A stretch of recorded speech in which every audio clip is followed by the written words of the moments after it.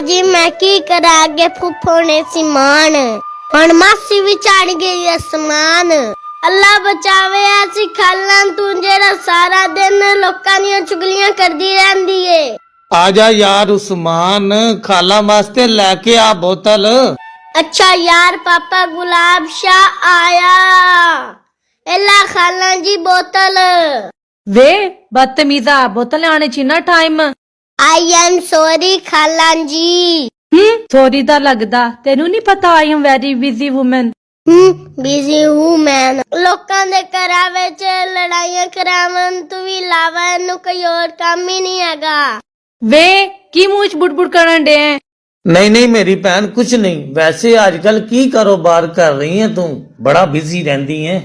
ओ यार पापा गुलाब शाह इस टाइम मेरी खाला दे 4 प्रोजेक्ट चल रहे ने।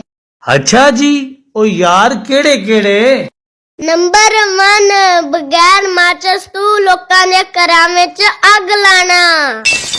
नंबर 2 मल्ले आलियां दी और रिश्तेदारां दी कमेटियां खाना। नंबर 3 किसी भी इंसान नू सुख दा साह ना लैन देना।